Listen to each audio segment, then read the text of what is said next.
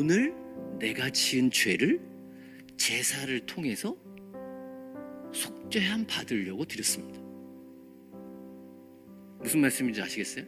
자신의 죄를 구속받기 위해 제사를 드렸어요.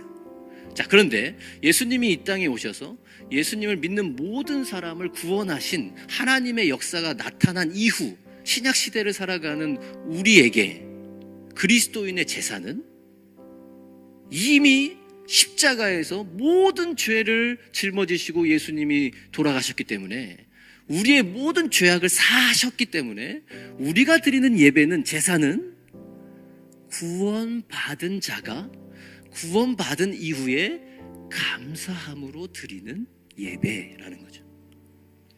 오늘 성경에 15절에 나온 이 찬송의 제사를 말할 때 15절의 찬송의 제사의 핵심은요, 우리가 공예배 가운데 함께 드리는 찬송, 우리가 오늘 드린 예배의 찬송, 그것도 하나님이 기뻐하시지만 오늘 본문의 강조점은 어디에 있냐면 그 이어지는 증언하는 입술의 열매라고 표현했죠. 증언에 초점이 있습니다.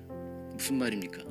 믿지 않는 사람들 앞에서도 내가 그리스도인임을, 내가 하나님의 자녀임을 자랑스럽게 얘기할 수 있는 것, 그것이 찬송의 제사, 찬송의 예배라는 거예요. 오늘날 코로나로 인해서 기독교가 지탄을 받습니다.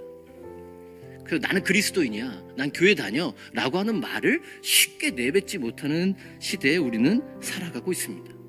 그런데 그런 시대임에도 불구하고 교회는 부족하지만 완전하신 하나님 때문에 나는 완전하신 하나님을 믿는 자다, 나는 그리스도인이다 라고 하는 것을 자랑스럽게 고백할 수 있는 것, 공적으로 고백할 수 있는 것, 그것이 하나님이 기뻐하시는 찬송의 제사다, 찬송의 예배다라고 오늘 성경은 우리에게 말씀해주고 있습니다. 선행이라고 하는 것은 그리스도인으로서 선을 베풀며 살아간다라고 하는 거창한 게 아닙니다.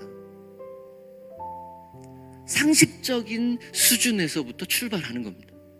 당연히 지켜야 될 걸 잘 지키는 것,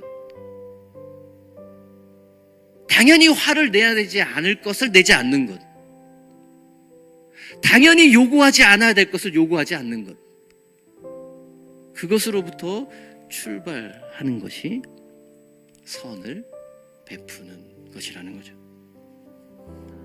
나는 이 땅의 가치보다 영원한 천국의 가치를 두고 있는 자로 변화됐기 때문에 나는 오늘 하나님이 기뻐하시는 그 예배를 삶의 자리에서 드릴 수 있다는 거예요. 찬송할 수 없는 중에 찬송할 수 있고, 선을 행하고 나눌 수 없는 절박한 상황 속에서도 우리에게 나타날 수 있는 열매라는 것을 오늘 성경은 우리에게 말씀해 주고 있죠. 오늘 성경의 중요한 논리 중에 하나는 뭐냐면, 하나님이 기뻐하시는 그 예배를 내가 드림으로 다른 사람을 살리기도 하지만 그것으로 인해 내가 살 수 있다고 말씀하는 거예요. 왜요? 주님을 더 사랑하는 자리로 나아가는 것이기 때문에, 주님의 사랑을 더 붙잡는 자리에 오늘도 살아가는 것이기 때문에 나를 세우고 나를 변화시키는 예배의 자리임을 오늘 성경은 우리에게 말씀해주고 있다는 겁니다. 우리가 예배를 드릴 당시에는 제사였기 때문에 그 제단이 어디인가라는 거예요. 그래서 우리가 예수님의 제자 되어 예수님을 믿은 그리스도인으로서 우리가 제사를 드려야 할, 예배를 드려야 할 곳이 어디냐? 성전 안이 아니라 성문 밖이다, 영문 밖이다 라고 오늘 성경은 우리에게 말씀해주고 있는 것이죠.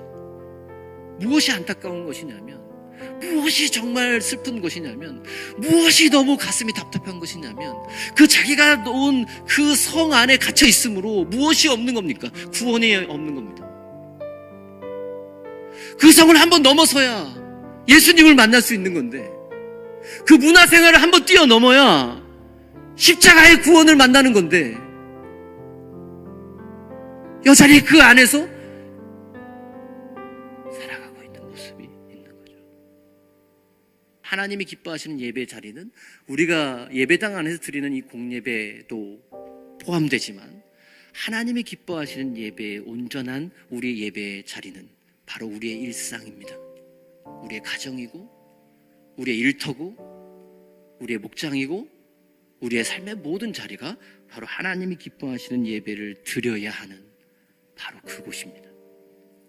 그곳에서 하나님의 기쁨의 열매를 들으실 수 있기를 간절히 소망하겠습니다.